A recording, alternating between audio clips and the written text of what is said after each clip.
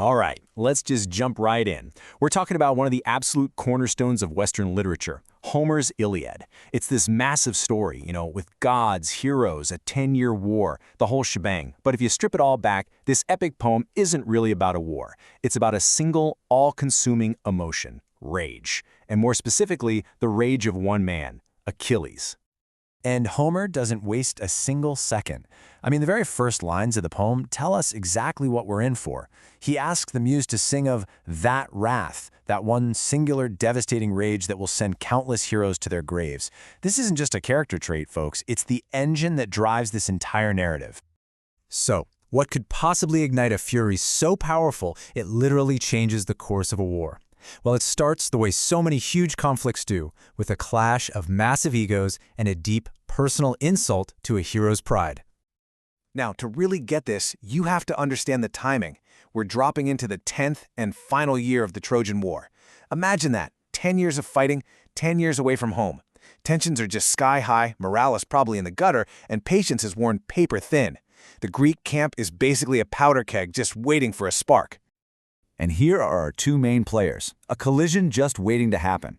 On one side, you've got Agamemnon. He's the commander-in-chief, the king of kings. His authority is political, it's inherited. On the other side, you've got Achilles. He's not a king in the same way, but he's a demigod, the son of a goddess, and by far the most feared warrior alive.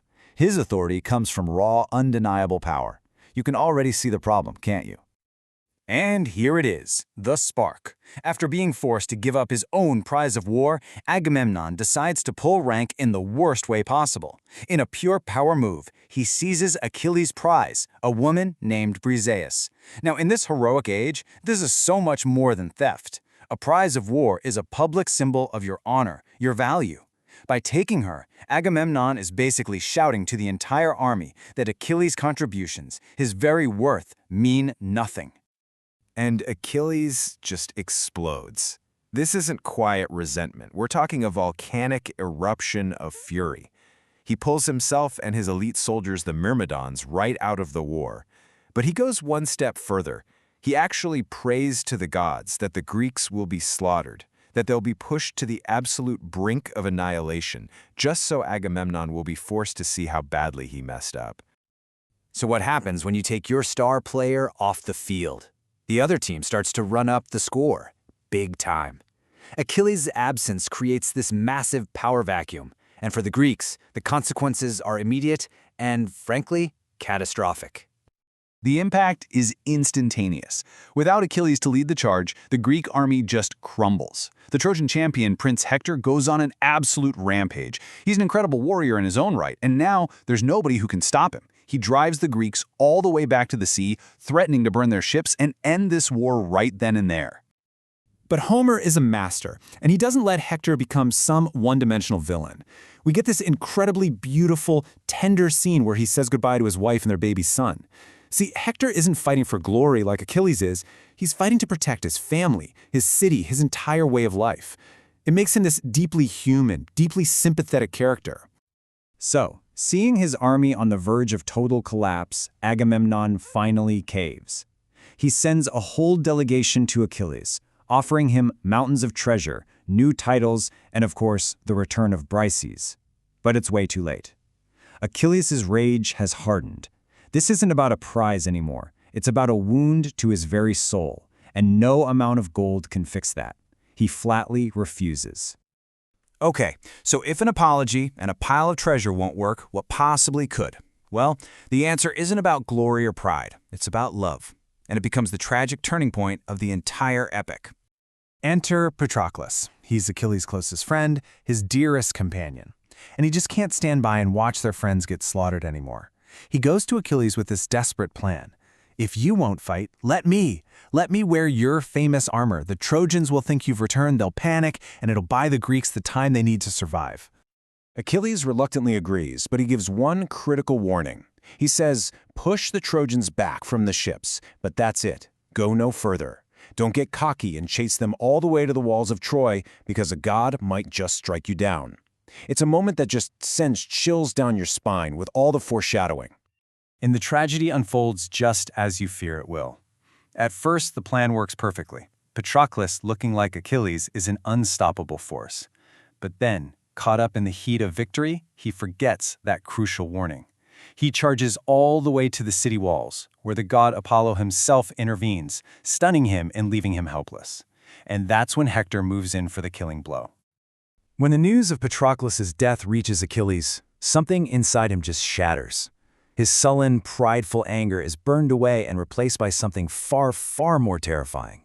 A grief so deep, it turns into a monstrous, all-consuming need for vengeance. And just like that, the rage pivots. The target is no longer Agamemnon or his wounded pride. Now it has one name and one face, Hector. Achilles makes up with Agamemnon almost as an afterthought. None of that matters anymore. The only thing that exists in his world is making Hector pay for what he did. So, Achilles gets a new suit of armor, forged by a god no less, and he returns to the war. He's not a man anymore. He is a literal force of nature. He cuts a bloody path through the Trojan army, looking for just one person. The Trojans, terrified, run back inside their walls, all except Hector, who, bound by his own honor, stands alone to face him. Even as they face off, Hector knows he's not going to win. But he makes one last plea to Achilles. He doesn't ask for his life. He asks for his body. He asks that whoever wins, they return the loser's corpse for a proper burial, a sacred duty in the ancient world. But the man Hector is talking to, he's gone. He's been replaced by pure, unadulterated rage. Achilles kills him, and then, in a final horrific act of desecration, he denies Hector's plea. He ties Hector's body to the back of his chariot and drags it through the dirt around the walls of Troy, forcing his parents, his wife, his whole city to watch. This is the absolute peak of his inhuman fury.